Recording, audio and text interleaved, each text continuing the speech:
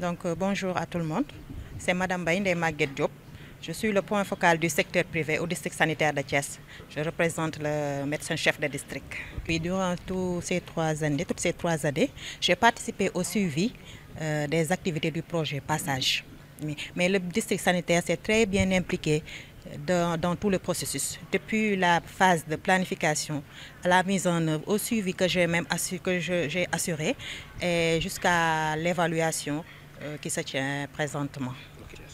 Je dirais que ce projet est venu à son heure parce que les jeunes avaient vraiment besoin d'un espace d'échange où ils pourraient discuter de leurs problèmes, mais aussi de leurs besoins en matière de santé sexuelle et reproductive.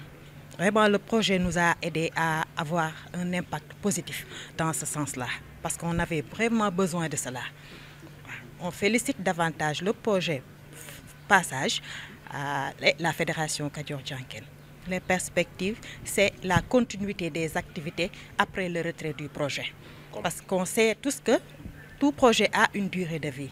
Après le retrait du projet Passage, le district sanitaire va continuer les activités, surtout pour la supervision, parce qu'une supervision bimensuelle ou bien mensuelle est en vue au niveau de tous les espaces ados couverts par le projet, mais aussi au niveau des espaces des établissements scolaires. Parce qu'on sait tous que ce projet travaille en même temps avec la santé et l'éducation. En tout cas, on a discuté avec la chargée du parrainage. On a planifié ensemble une supervision tous les 2 mois au moins qu'on fait un établissement scolaire, une école et un espace ado. Oui, pour tous les espaces couverts par le projet. Salam alaikum, je suis Adjara Ndiaye, père éducatrice au Dar Salam. Nek fi ak yenen père éducateur yi présenté len ci li ñuy projet Passage mu nek projet bo xamanteni dañoo aider pour ñun jeunes ados yi pour lo xamanteni lu jëm ci suñu santé la ak ñu jafe-jafe suñu dund. Jàppale nañ ci bépp côté yëpp muy cadre suñu famille muy cadre suñu comportement muy cadre suñu wàllub santé comme la gestion d'hygiène des menstrues wala suñu problème bu ñu amee IST wala bu ñu bëggee gis sage-femme bi wala mu ñu soxlaa yeneen information yoo xamante ne ci santé la. Problème bi ñu njëkk am mooy amuñu woon fitu wax li ñu am problème bi ñu am wala li nga xam ne dal nañ loolu la njëkk am problème te projet boobu loolu la njëkk a dindi ci ñun ba ñu am fitu wax lan moo nekk ci ñun. Beneen bi mooy dimbali nañu ba bu ñu gisee suñu règle dinañu mën a concentré wu école ndax dinañu am ay médicaments yoo xamante que dinañ ko jël pour calmer douleur bi te tamit dinañu am foofu ay serviettes hygiéniques yoo xamante que nañ ko mën a utiliser ak tamit bërëb boo xamante ne dinañ ko fi utiliser te mu ànd ak set. waaw ndax projet bi dañoo dimbali jàngal ñu nan la ñu mën a communiquer ak jeunes yi nan la ñu mën a communiquer ak parents yi nan la ñu mën a communiquer ak suñu waa gox ba tey jii kenn du ci am loo xamante ne di nga ci am naqar ba li nga bëgg ci gox bi mën a saafara maanaam ñi nga xam ni dañuy utiliser substance nocive yi dimbali nañ ñu wax ñu nan la ñu mën a communiquer ak ñoom ba mën leen a andi ci raison te tamit ñu bañ leen a juger wala ñu andil leen ay wax yoo xamante ni dinañu téye seen bopp ba wala mu yokk li ñu nekkee woon. Ndimbal bi mooy que ni mu gën a yokk espace ado yi nekk Thiès ndax buñ ñun waxatuñu suñu quartier donc ñun dañuy wax Thiès bi yëpp ndax gis nañ ni projet bi lim ñu andi nii bénéfice la ci ñun que ni suñu frères yi ak suñu sœurs yi ñoo ngi ci bénéficier wu di gën a xam nan la ñuy doxee ci seen dund. bu ñu sañoon mu ñëwaat def ko ci yeneen gox yi nga xam ne amuñu woon opportunité bénéficier wu ci mais ñun dinañu taxaw continuer ko ñun ñi nga xam ni jot nañ cee bénéficier wu ba suñu raqaat yi mën ci di bénéficier wu muy continuer ba suñu doom yi sax di ci bénéficier wu incha allah. Je suis Seynabou Fall, père éducatrice du centre Parcelles Assainies unité 2. Le projet Passage nous a beaucoup aidé. En parlant on a eu des blocs, 2 blocs même. Des toilettes pour les filles et les garçons, même la salle écologique. unité de conseil et d'orientation des aides aux jeunes. Avant, si on voyait nos règles, nous allons rentrer chez nous. Mais le projet a tout changé. En voyant nos règles, nous allons dans la salle du couche prendre des serviettes et des médicaments si c'est douloureux. C'est gratuit? C'est gratuit, oui, c'est gratuit. Après, on va au niveau des toilettes pour nous changer. Le projet de passage a tout changé. Avant et après, on a vu que ça a progressé. Parce que le projet passage nous a donné des médicaments, des serviettes hygiéniques, des toilettes et même la salle du couche. Ok, maintenant, qu'attendez-vous que le projet est fini? C'est 3 ans de mise en œuvre. Qu'espérez-vous pour la suite? En vérité, on ne veut pas que le projet s'arrête ici. On ne veut pas que le projet s'arrête ici. Parce qu'il y a nos soeurs qui vont venir. Il y a des personnes qui ne savent rien encore en plus. Il faut que le projet continue. Selon moi, je ne veux pas que le projet s'arrête ainsi. Je veux que ça continue. 3 ans, c'est un peu petit, quoi. Okay. En les sensibilisant. Et on faisait même des causeries. Pour les filles, on les sensibilise. Comment utiliser les serviettes. Et même de parler avec leurs parents. Pour les garçons aussi, les substances nocives. On les sensibilise. Il y a des relais dans chaque classe. Les relais vont sensibiliser les camarades de classe et des pères éducateurs qui vont sensibiliser les relais pour que les relais puissent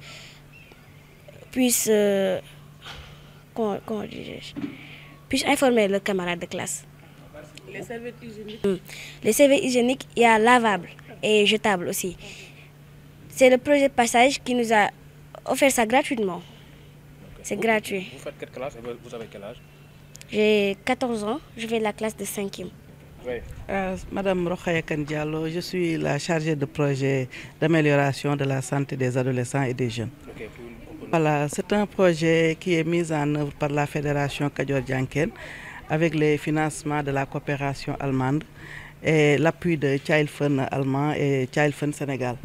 C'est un projet qui intervient au niveau des établissements scolaires et au niveau des structures de santé. Donc, c'était une collaboration avec le secteur de l'éducation et de la santé et que pendant ces 3 ans, nous avons eu à réaliser des infrastructures au niveau des écoles, notamment des blocs d'hygiène pour la gestion de l'hygiène des menstrues, qui était un volet très très important du projet, mais également aussi l'aménagement d'espaces de conseil, d'unités de conseil et d'orientation des jeunes au niveau des écoles, appelées communément ICOJ, et des espaces ados au niveau des postes de santé. Ces espaces, c'était le moment de sensibiliser les adolescents jeunes pour l'adoption de comportements favorables, mais également au niveau scolaire, surtout pour une meilleure gestion de l'hygiène des menstrues. Bien, effectivement, c'est un sujet tabou. En tout cas, nous avons eu à faire ce qu'on appelle briser le silence, parce qu'avec beaucoup d'interventions, des activités et beaucoup d'activités menées, en tout cas généralement, ça a permis de lever les tabous. Maintenant, les jeunes filles s'expriment librement de leur gestion, de leurs règles, de la gestion de l'hygiène des menstrues qui jadis n'était pas en tout cas connue. Mais également aussi, il y a le dialogue parents-ados qui a été renforcé parce que nous avons noté avant le projet, il n'y avait pas une discussion en tout cas ouverte entre les mamans et les filles. Parce que c'était des sujets assez sensibles, en tout cas qui n'étaient pas discutés. Et avec la sensibilisation, ces tabous sont levés. Et il y a en tout cas de nette amélioration notée dans le cadre de ces discussions pour lever ces tabous que je viens de citer. Donc. Effectivement, nous sommes en tout cas, nous avons atteint les objectifs qui étaient fixés. Parce que les principaux objectifs, c'était de renforcer la sensibilisation, les connaissances des jeunes sur la gestion de l'hygiène des menstrues, mais sur la santé et la reproduction de façon globale. mais également aussi, il y a également la construction des blocs d'hygiène.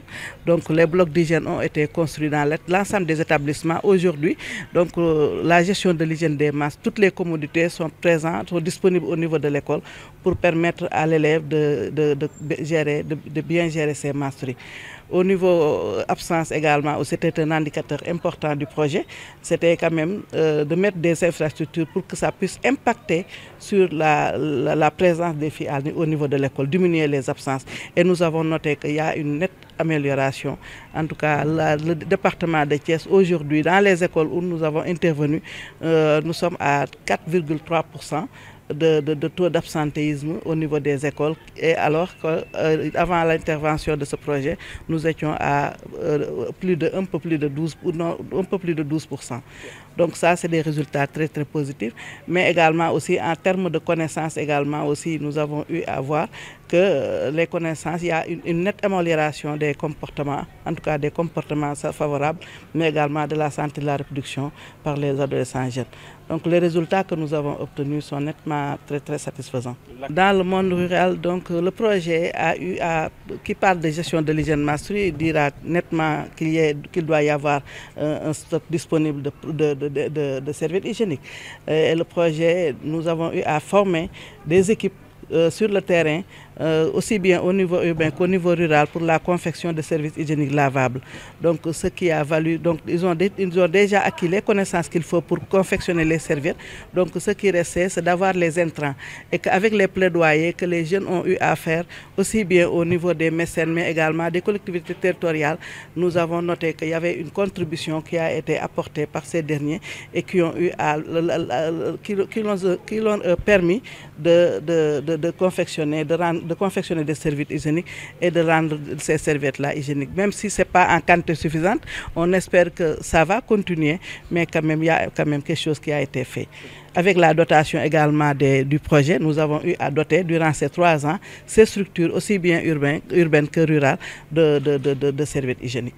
Les principales recommandations, c'est le maintien des acquis. Comme vous l'avez si bien vu, nous avons des résultats satisfaisants, aussi bien au niveau éducatif qu'au niveau sanitaire. Donc le projet se retire, qui dit projet dira un jour que ça termine, et on est arrivé à ce jour. Donc ce qu'on espère de nos partenaires, que ce soit le niveau éducatif ou bien le niveau en tout cas sanitaire, que ces acquis soient en tout cas maintenus et pourquoi pas renforcés d'ailleurs pour une bonne en tout cas continuité de ce projet. C'est la principale recommandation qui est sortie, et également aussi surtout à travers le suivi. Certainement ils ont eu à prendre des engagements pour en tout cas pour maintenir ces acquis, d'assurer le suivi continu à l'absence de l'organisation la fédération Kadior Dianken. C'est Alioune Dieng, manager de la fédération Kadior Dianken. Je parlerai de 2 aspects. Le premier, c'est des remerciements envers les autorités de ce département qui nous ont accompagnés durant cette première phase, je dirais. Les gens, à un certain moment donné, nous disent que le projet, c'est la mise en œuvre du projet qui est terminée. On avait un partenaire qui est la coopération allemande à travers BMZ, accompagné par Tjalfen Dutch et Tjalfen Sénégal. Aujourd'hui, on avait une planification de 3 ans, on a terminé les 3 ans. La mise en œuvre de ce projet des 3 ans est terminée. Maintenant, ça ne veut pas dire que le projet est fini.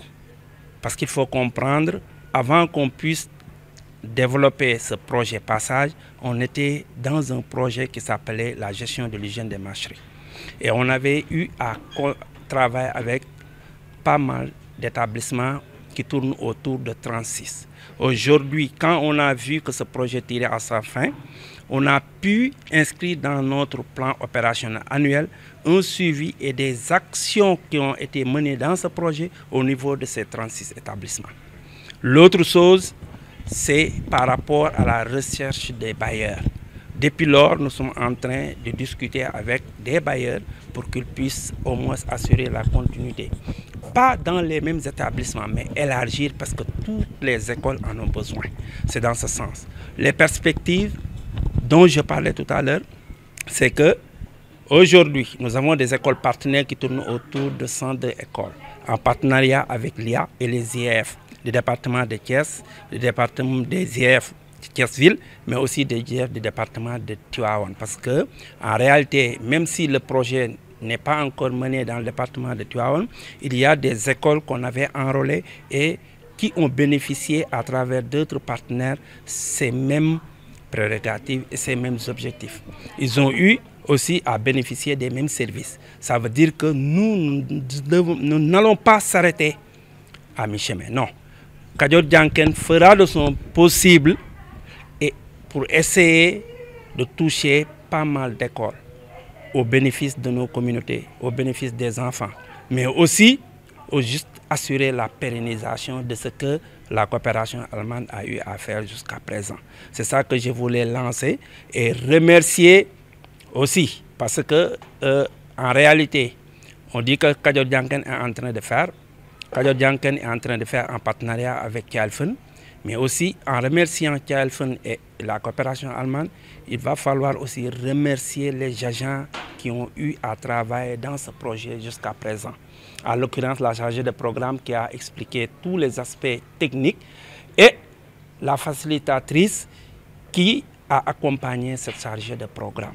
N'empêche, il y a d'autres mobilisateurs communautaires aussi qui étaient dans les zones d'intervention, qui ont apporté leur contribution, sans oublier les communautés qui se sont appropriées de tout ce qu'on était en train de faire, c'est-à-dire les programmes. Parce que sans l'appropriation, ça veut dire que la réussite ne peut pas avoir lieu.